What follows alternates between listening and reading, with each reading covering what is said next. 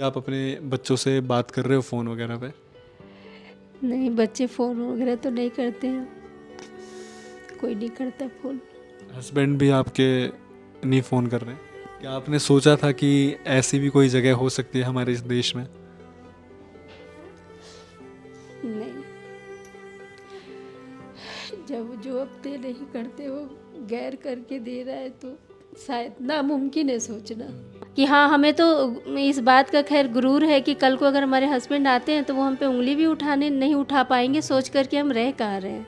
औरत के लिए कितना कठिन होता है ना कि अगर मायके की बदनामी है तो भी वो उसी की बदनामी है, जी। और अगर वो ससुराल की बदनामी है तो भी वो उसी की बदनामी है। हाँ।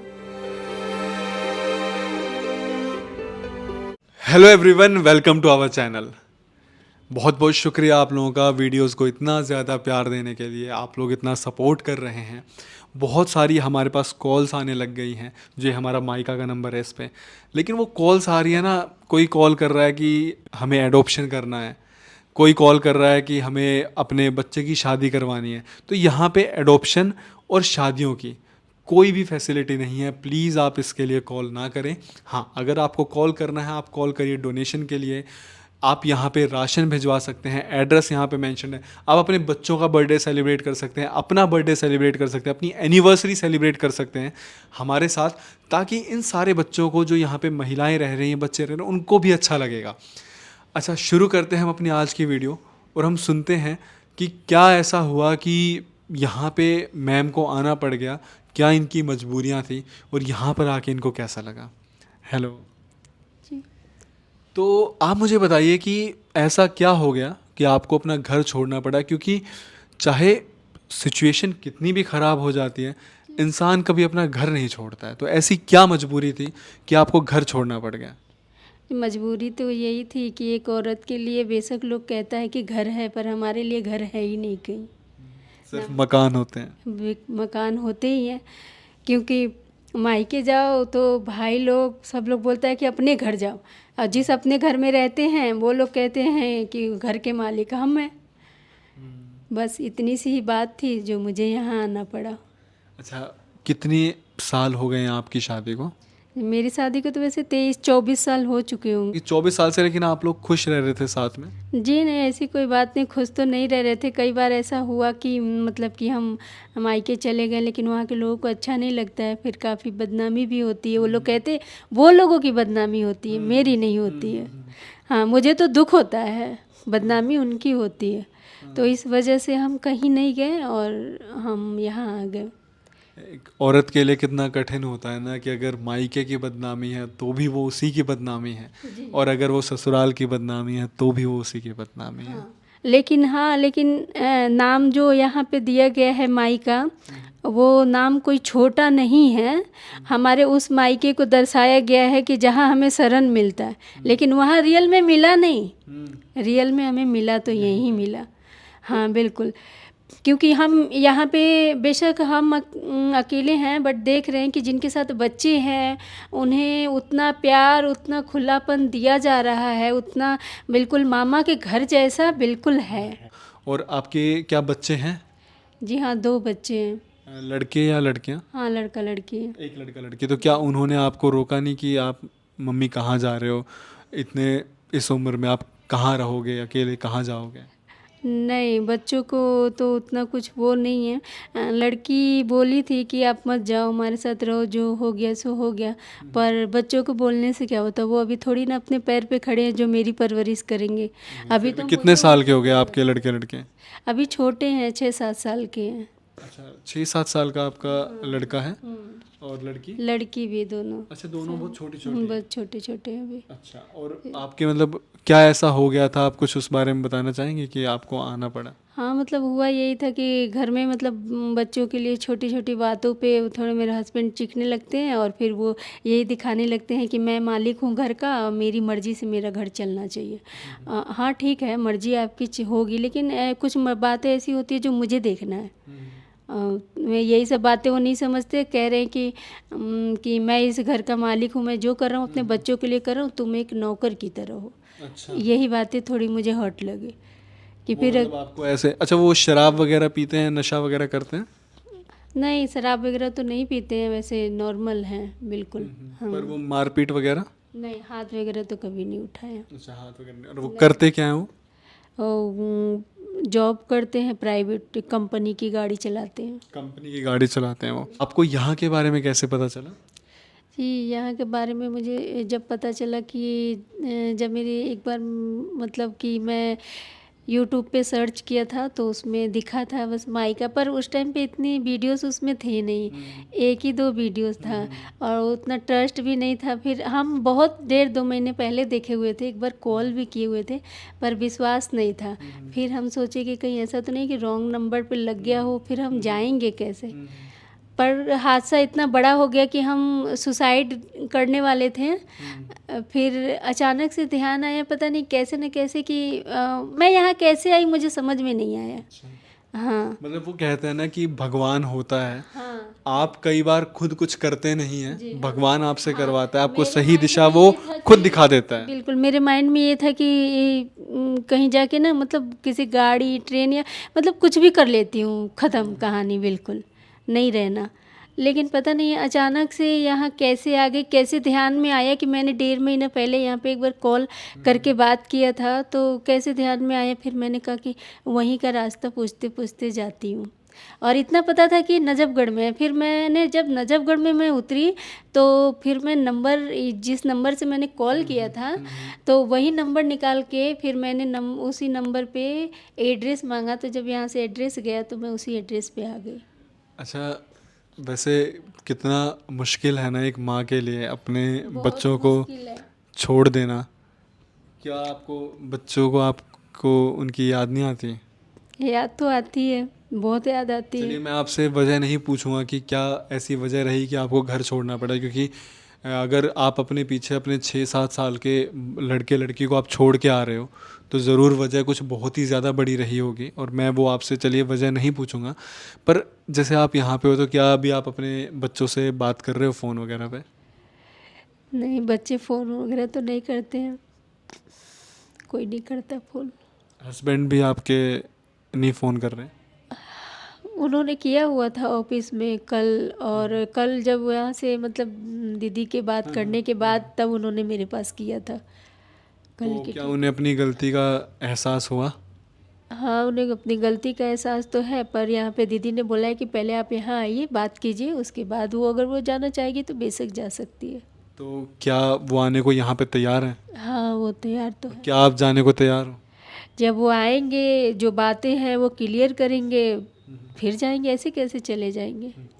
मैं आपको एक बात बताऊं कि आप लोगों के दिमाग में ये सवाल आ रहा होगा कि क्या बातें क्लियर होंगी, कौन बातें करेगा। तो मैं आपको बताऊं कि जो अविनाश जैन जी हैं, माइका के फाउंडर हैं, तो वो यहाँ पे काउंसलिंग भी करते हैं। जितने भी ऐसे केसेस हैं जो महिलाएं अपना घर छोड़कर आ जाती हैं क्योंकि पति उन पर अत्याचार करते हैं, क्योंकि कई बार क्या होता है ना कि हमारा समाज ऐसा है, तो जो पति है उनके दोस्तों ने भड़का दिया, पति के माँ बाप ने भड़का दिया, दिमाग घूम गया, कुछ उल्टा सीधा बोल दिया, वो ना चाहते हुए भी कुछ ऐसा कर दिया जिसके एक्शंस इतने बुरे हो गए कि लड़की को छोड़ के यहाँ आ जाना पड़ा।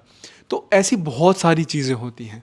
तो इनमें से कुछ चीज़ें ना बातचीत से सॉल्व हो जाती हैं, लेकिन वहाँ पे ज़रूरत है एक समझदार इंसान का कि जो सारी चीज़ें समझा सकें।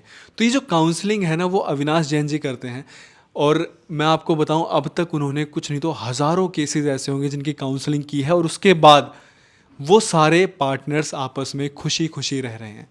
आप सोचो कि अगर ये काउंसलिंग करने वाले अविनाश जैन जी नहीं होते तो आज ये सारे जो लड़ाइयाँ हो रही हैं ये कल को जाके डाइवोर्स का रूप लेती, और आप हमारे जुडिशरी सिस्टम पे 1000 केसेस आप और सोच के चलो कि एक और बोझ हो जाता।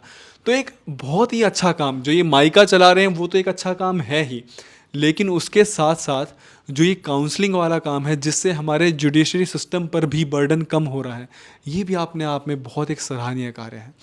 तो आप जब यहाँ पे आए तो क्या आपकी अविनाश भैया से बातचीत हुई? हाँ, भैया से बातचीत हुई। दूसरे ही दिन भैया ने हमसे पूछा कि कैसे हो, और हमने कहा ठीक है। तो उन्होंने प्रॉब्लम पूछी, फिर मैंने बताया तो उन्होंने बोला कि ठीक है, कोई बात नहीं।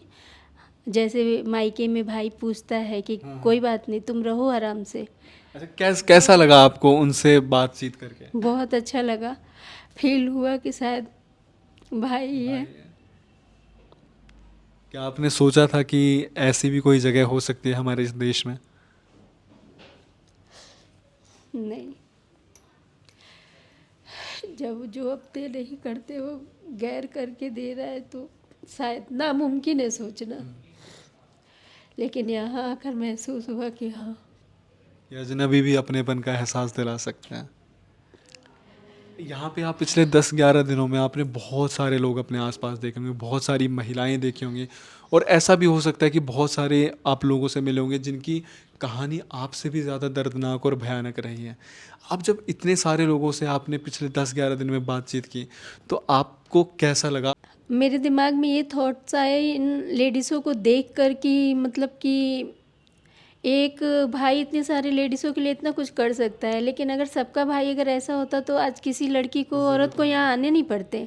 और जो लोग जिस तरीके से यहाँ पे आ रहे हैं और इतनी बड़ी बड़ी प्रॉब्लम है और मतलब देश का मतलब कोई भी मतलब साथ देने वाला नहीं है, कोई नहीं। ये नामुमकिन सी बात है कि इतने नॉर्मल से घर फैमिली की लड़ाई झगड़ा भी इंसान सुलझा नहीं सकता, जिसे यहाँ पे आना पड़ रहा है और यहाँ आके सुलझ जा रही हैं बातें।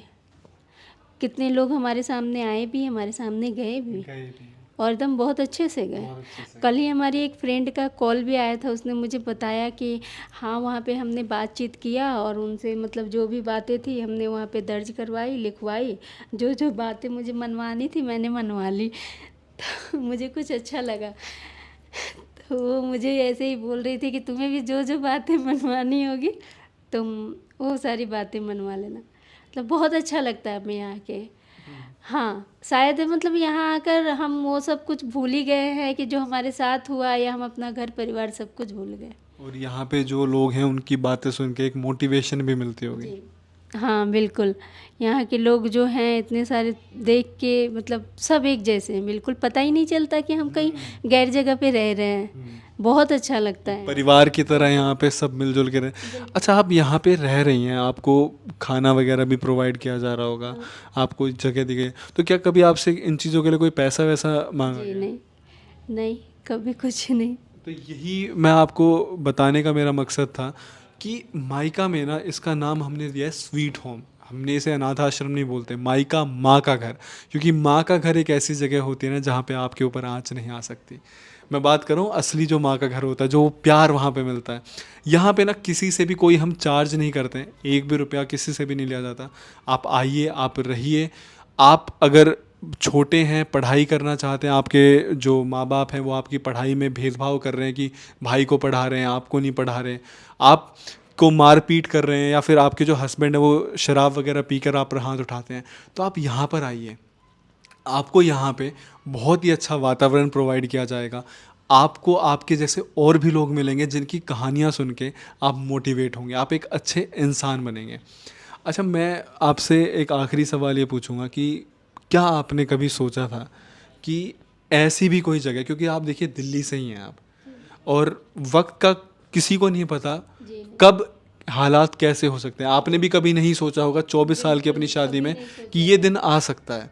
तो क्या आपने कभी सोचा था कि यार हमारे इस देश में कोई एक ऐसी जगह है जो इतना अच्छा काम करे, कोई एक ऐसी फाउंडेशन? जी नहीं, कभी नहीं सोचा था। और शायद से मुझे ऐसा लग रहा है कि कोई नहीं सोच रहा होगा, कोई भी नहीं सोच रहा होगा। कोई भी औरत या लड़की ये सोच ही नहीं रही होगी कि हमारे लिए इतना सेफ, इतनी अच्छी जगह, कि हाँ हमें तो इस बात का खैर गुरूर है कि कल को अगर हमारे हस्बैंड आते हैं तो वो हम पे उंगली भी उठाने नहीं उठा पाएंगे, सोच कर कि हम रह कहाँ रहे हैं। जी हम बहुत अच्छी बात कही आप। जी हमें इस बात का बहुत गुरूर है कि हम ऐसी जगह रह रहे हैं कि ये कोई मंदिर से कम नहीं है शायद, जहाँ हम हर एक तरीके के मुसीबत लांछन हर चीज़ से सहमत है, यहाँ पे हर चीज़ से मतलब खुश है।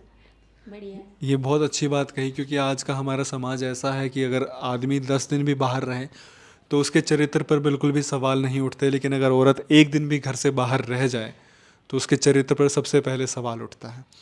तो ये जो मायका जगह है ना, यहाँ पे बहुत ही अच्छा एक एनवायरनमेंट है, बिल्कुल सेफ़ है। अगर आपको लगता है कि आपके आसपास ऐसी कोई भी महिला, कोई भी बेटी है जिसको ज़रूरत है, जिसके जो परिवार वाले हैं या ससुराल वाले उसके साथ सही बर्ताव नहीं करते हैं, तो ये वीडियो आप उन तक पहुंचा सकते हैं। उम्मीद करता हूँ कि हमारी वीडियोस आपको अच्छी लगती हैं। जितना ज़्यादा हो सके हमारी वीडियोस को आप शेयर करिए। आप लोग यहाँ पर आइए, विज़िट करिए, देखिए कितनी खूबसूरती से दिल्ली नजफ़गढ़ में एक ऐसा माई का स्वीट होम बना रखा है जहाँ पे लोग खुशी खुशी रह रहे हैं, क्योंकि उनके परिवार वालों ने उनको खुश नहीं रखा। मैं हमेशा कहता हूँ कि मैं चाहता हूँ कि माइका जो है वो आज यहाँ पे 150 लोग रह रहे हैं, यहाँ पे कल को ये इतना बड़ा बने कि 1500-15,000 लोगों के लिए आसरा बने। लेकिन कहीं ना कहीं मुझे ये बोलते टाइम बहुत दुख भी होता है, क्योंकि मुझे ये बोलना चाहिए आइडली कि हमारा समाज ऐसा बने कि जो 150 की यहाँ पे है, यहाँ पे ताला लग जाए और यहाँ की स्ट्रेंथ ज़ीरो हो जाए। बहुत बहुत शुक्रिया वीडियोज़ को इतना ज़्यादा प्यार देने के लिए।